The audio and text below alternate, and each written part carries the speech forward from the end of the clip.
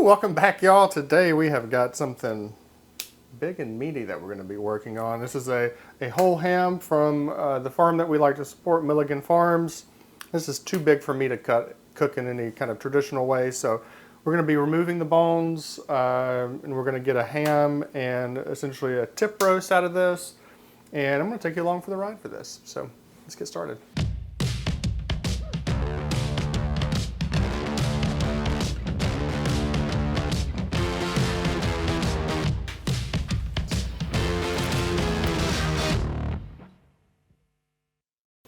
Okay, so this ham comes from the farm that we support, like I said earlier.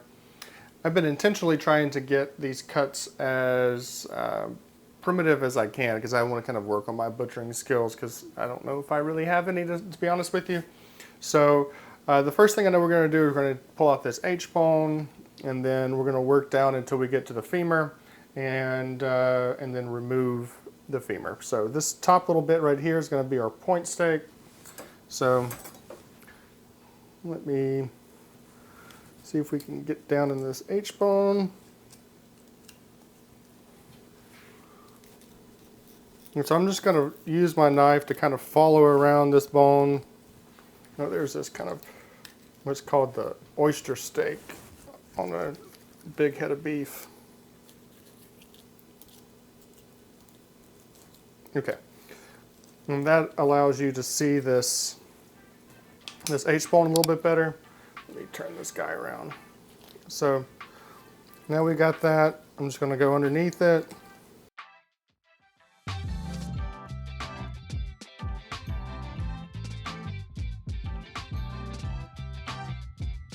Okay, so now all that's really left is the ball joint.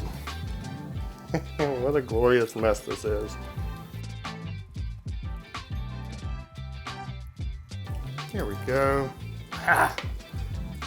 I did it not the best, for sure. Cut too much meat, but first time doing it, I'm not terribly mad at it.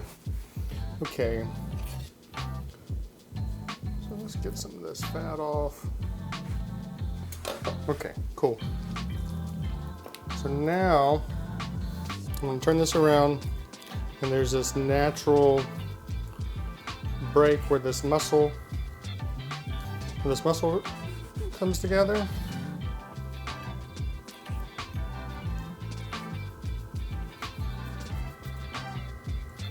And so we're just going to take our knife, run it along that seam. This thing's been allegedly thawing for days now, and it's still a little frozen. I'm going to work along just the side of this femur.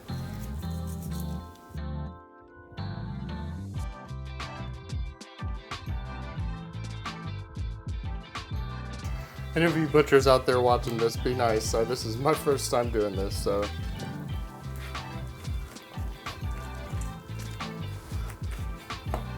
Oh my gosh. That's great. Okay.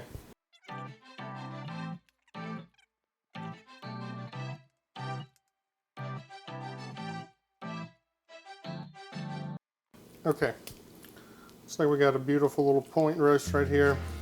Cool. There's that little steak that came from the top of the H-bone. And so this is a little bit more of a manageable ham. I'm going to square this up just so it cooks prettier.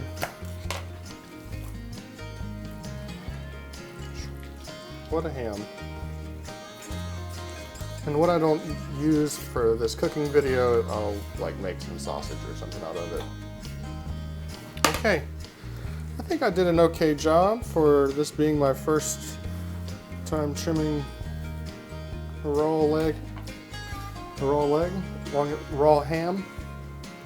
But I'm gonna get all this cleaned up, and I may do some more trimming and get the outside to look a little bit better. Because this is such a chunky piece of meat, it's going to take a lot to really season it the way that we would like to. So after I get cleaned up, we'll season the inside of this ham, and then we'll season the outside, tie it up, and it's going to sit in the refrigerator for a while. So we'll see in a little bit.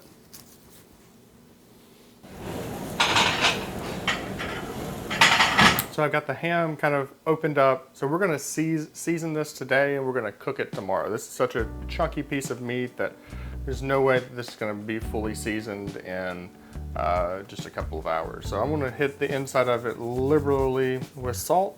And then I've got some rosemary and some thyme. So we're just gonna sprinkle that all on this.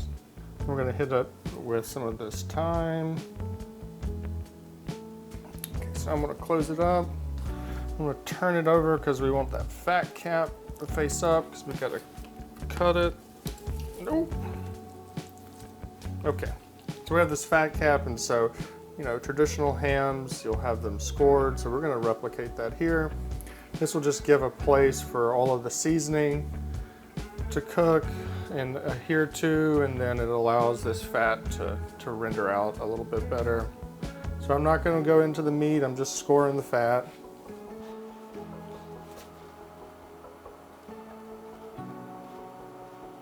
My butcher string, so we're going to go ahead and tie this up before we season it. So I'm just going to go underneath this guy, and we'll start in the middle. And this is just to hold it together. It'll make it keep its shape. And if your string is kind of running on you, having these little cuts already in place will allow the string to kind of sit in there. And do not use a butcher knot because I'm not a butcher and I have never practiced that knot, even though I'm pretty good at knots. But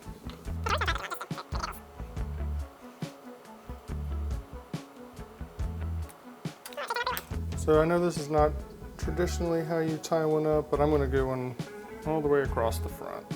Okay, same thing on the outside. Salt liberally. Going with the rosemary. Some thyme. So I've got to get a pan that will actually fit into my refrigerator. And so we're going to cover this. I'm going to go ahead and get some of this moved out. Oh, just had a clean wrap.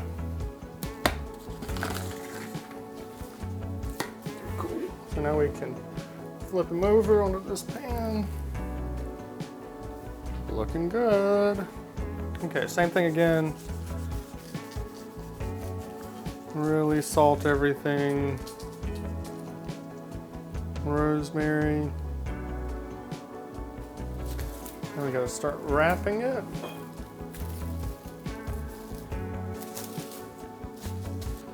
More to go across the top.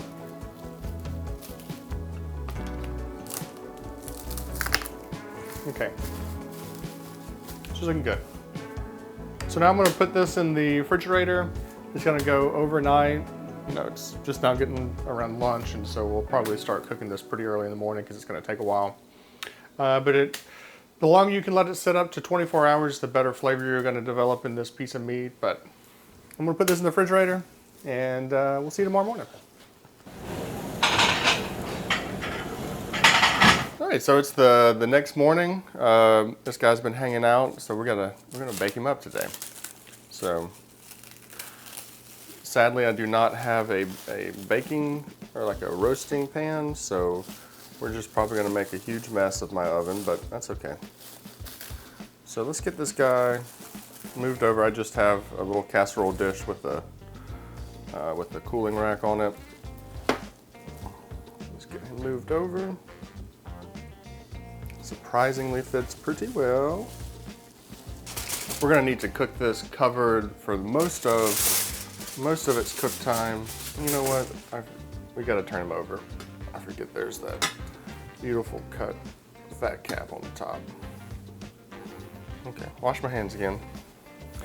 Okay, now we gotta make a little tinfoil cover for this. And my stupid little things came off of this. Okay.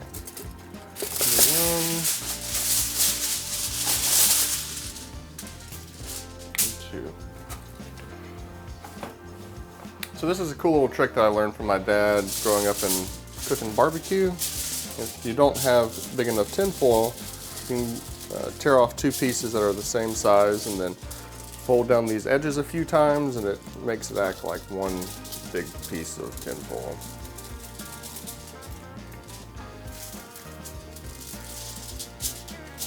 So next, so this doesn't dry out, we're going to add a little bit of water down here in the bottom of this. And now she's ready for a little tinfoil hat. And it's like if you have one of those like oven safe bags, you can put this in, that would also work too. But this is ready to go in the oven. So pork at 325, it takes about 20 minutes per pound to cook. And this is a chunky girl, so I'm guessing that it's probably going to take 5 or 6 hours for this to cook. When we get close to the end of the cook time on this, we're going to start glazing it, and so we'll get into that when we get there. But we'll put this in the oven, and we'll see you in some hours. Okay, so we've got about 10 degrees or so left to go on that pork. So I'm going to start getting the glaze ready. We got about 2 tablespoons of butter and about a cup and a half of brown sugar. And then I'm going to start off probably about a 1/3 cup of honey. We're just going to mix this until it kind of turns into a paste of sorts.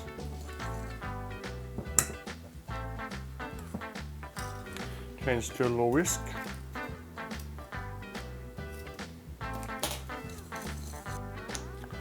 Add a little more honey.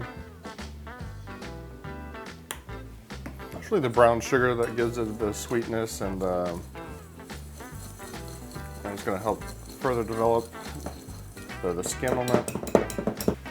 So I normally glaze this right here in the oven, but we're going to pull it out just to make it a little bit easier. Okay. And she kind of fell off her center because of the little thermometer. I'm just going to take this and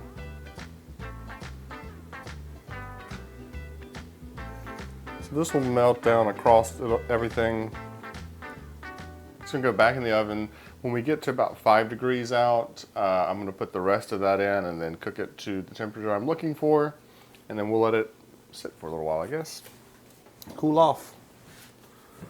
Okay, back in she goes.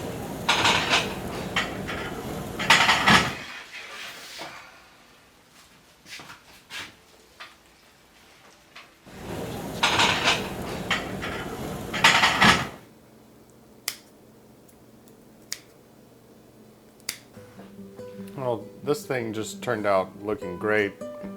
As it's cooled, I've kind of snuck some pieces here and there, but I'm just gonna go right down the middle and see what she looks like on the inside. Oh man.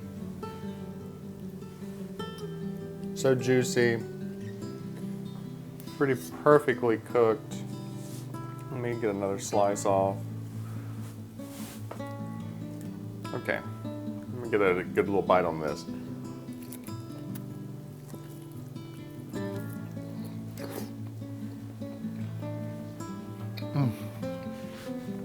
Yeah.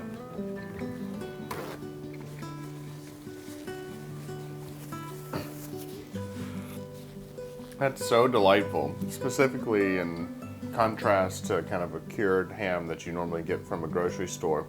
This is great. If you want to try this and you're having difficulty finding an uncured or a green ham, you can actually just talk to a local butcher. It's probably going to be pretty difficult to find this in a grocery store, but man, this is a super delightful treat. I want to thank you for stopping by today. Remember to like and subscribe, and we'll catch you in the next one. Peace.